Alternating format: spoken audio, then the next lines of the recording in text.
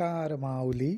चला ज्ञानेश्वरीच्या सहवासात ज्ञानेश्वरी अध्याय 13 मधील ओवी 16 ते ओवी 32च्या सहवासात आपण जाऊया.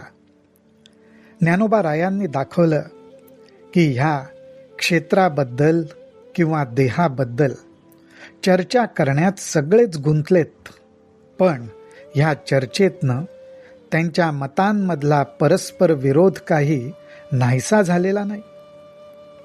पुढे ज्ञानोबा राय म्हणतायत, शास्त्रांची ये सोयरिके विचळिजे येणेंची एके याचेनी एक वंके जगासी वादू. अहो, शास्त्रांमध्ये जी सोयरीक आहे, जे नातसंबंध आहेत, त्याच्यामध्ये सुद्धा ह्या क्षेत्राविषयीच्या चर्चेमुळे बिघाड झालेला आहे. विचळिजे येणेंची एके याचेनी एक वंके जगासी वादू.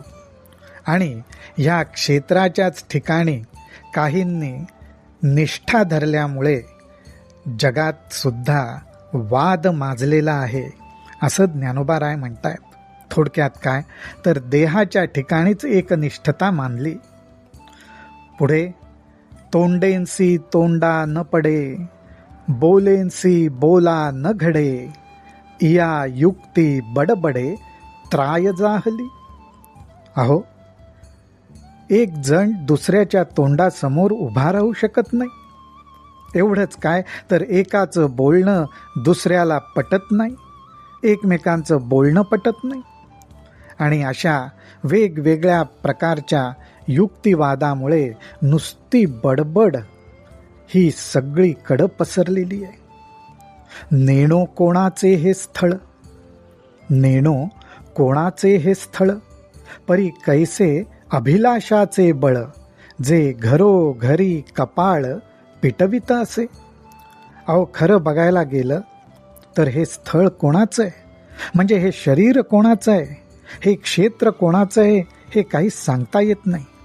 पण ह्या क्षेत्राबद्दल अभिलाषा मात्र प्रबळ आहे. ती इतकी प्रबळ आहे की त्याच्यामुळेच घरोघर कपाळ पिटलं जात आहे.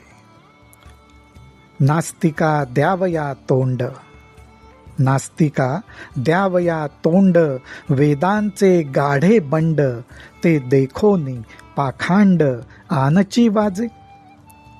त्यातूनच नास्तिक लोक, त्या नास्तिकांची जी मतं आहेत, जे कुतर्क आहेत, त्यांचं खंडन करण्यासाठी, त्यांना तोंड देण्यासाठी वेद सरसावलेत. वेदांनी बंड उभारलेलं आहे.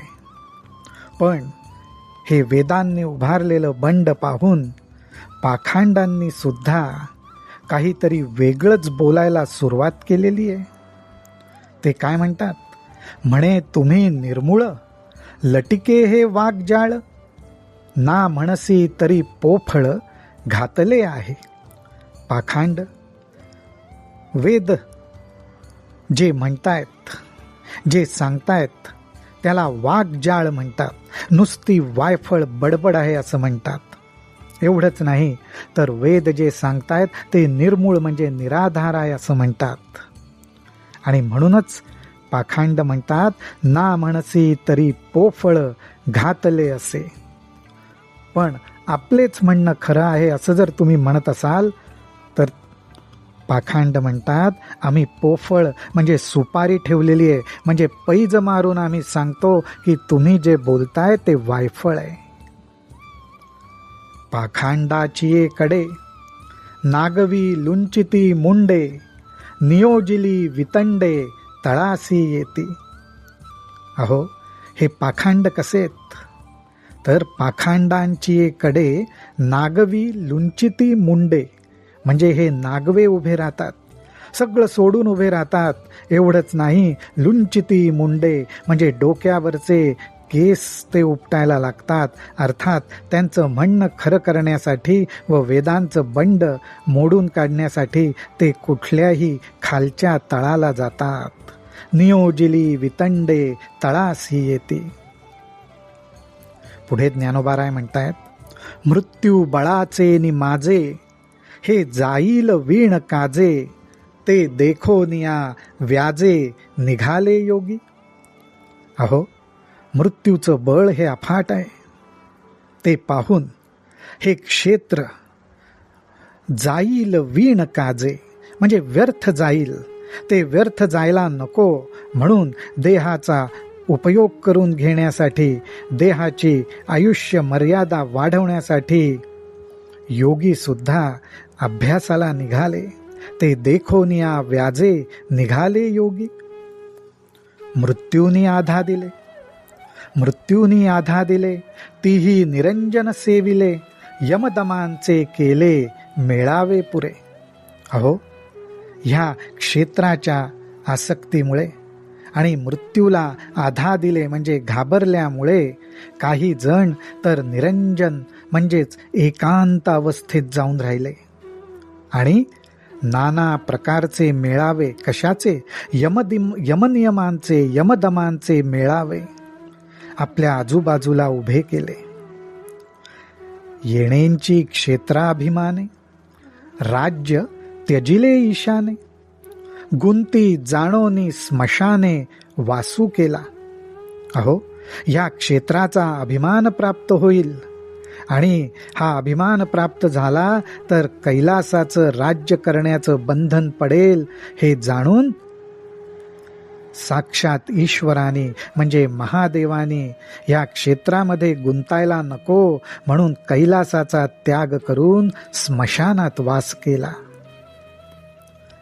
ऐसिया पैजा महेशा, पांघुरणे दाही दिशा, लांचकर म्हणोनी कोळसा कामू केला. आणि म्हणूनच ह्या क्षेत्राभिमानाचा त्याग करण्याचा पैजा म्हणजे प्रतिज्ञा महेशानी म्हणजे शंकराने घेतली आणि त्यांनी दाही दिशांचं पांघरुण म्हणजेच माऊली ते दिगंबर होऊन राहिले. दाही दिशांचं पांघरुण पांघरलं म्हणजेच दिगंबर होऊन राहिलं आणि ज्या गोष्टींमुळे मनात इच्छा निर्माण होतील, कामोत्पक अशा गोष्टी मनामध्ये निर्माण होतील, अशी लालूच मदनाने दाखवली होती. त्या मदनाचा या महादेवांनी कोळसा केला. अर्थात सर्व इच्छांकडे पाठ फिरवली. पै सत्यलोकनाथा. आता पुढे माऊली म्हणतात ही महादेवांची गोष्ट झाली. आता पै सत्यलोकनाथा वदने आली बळार्था, तरी तो सर्वथा जाणेची ना. अहो, ह्या क्षेत्र किंवा क्षेत्रज्ञाबद्दल विचार करण्यासाठी बुद्धीला जे बळ प्राप्त झालं त्या बळातून ब्रह्मदेवाला सत्यलोकनाथा 4 वदन चतुर्मुख तो झाला. 4 वदन त्याला प्राप्त झाली, पण तरी सुद्धा त्याला या क्षेत्राबद्दल काहीही जाणता आलं नाही, म्हणजे संपूर्ण यथार्थ ज्ञान झालं नाही. ही ब्रह्मदेवाची गोष्ट झाली. पुढे ज्ञानोबा राय म्हणतात, एक म्हणती हे स्थळ म्हणजे हे क्षेत्र, एक म्हणती हे स्थळ जीवाचेंची समूळ, मग प्राण हे कुळ तयाचे येथ. एक जण म्हणतात की अहो, हे क्षेत्र जे आहे ना हे जीवाच्याच मालकीचं आहे, मूळ मालकी जीवाचीच, आणि याची कुळवाडी कोणाकडे आहे तर प्राणाकडे आहे. प्राण ह्या क्षेत्राचं वाहणारं कूळ आहे. म्हणजे कूळ कोणाकडे आहे तर प्राणाकडे आहे. आणि हा प्राण या क्षेत्राच्या ठिकाणी राबतो. कसं? जया प्राणाच्या घरी अंगे राबती भाऊचारी, आणि मना ऐसा आवरी कुळवाडी कर. ह्या प्राणाचे 4 भाऊ आहेत.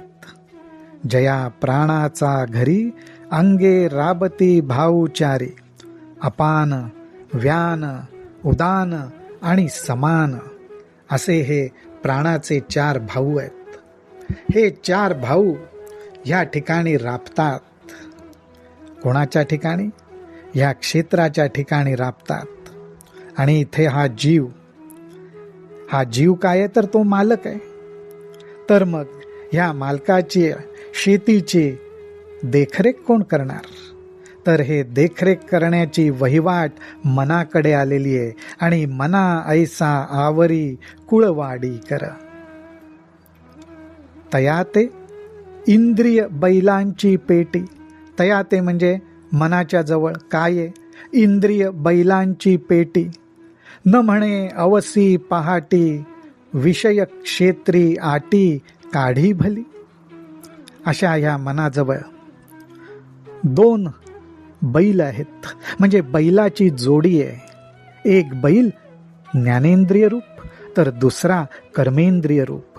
आणि ह्यांच्या साह्याने रात्र दिवस पहाट हे काही न बघता विषय क्षेत्री, विषयरूपी शेतात हा खूप श्रम करतो.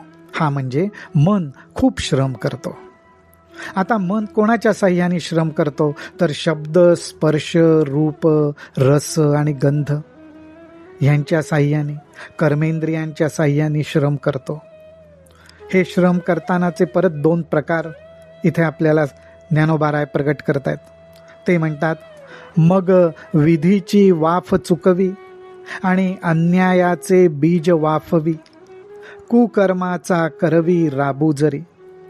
अहो, जे विधियुक्त आहे त्याप्रमाणे बीज न पेरता, बीजाची काळजी न घेता, तो अन्यायाचं म्हणजे चुकीच्या मार्गाचंच बीज पेरतो, त्याचंच पीक काढतो. आणि अशामुळे इंद्रियांकडून कुकर्म घडलं जातं.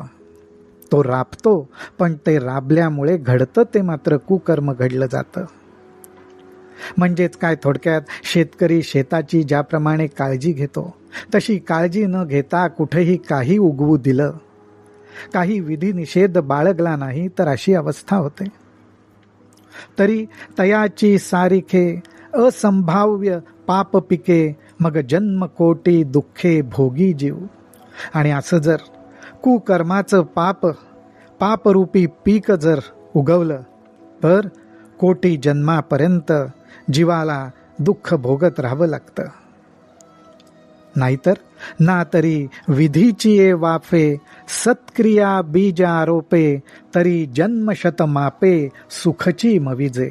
पण त्याचऐवजी जर का विधी निषेध यांच्या साह्याने, अर्थात शास्त्रोक्तनुसार सत्क्रियारूपी बीज जर या क्षेत्रामध्ये पेरलं, तर ज्ञानोबाराय म्हणतात, शेकडो जन्म तो सुखाचंच माप मोजत राहतो.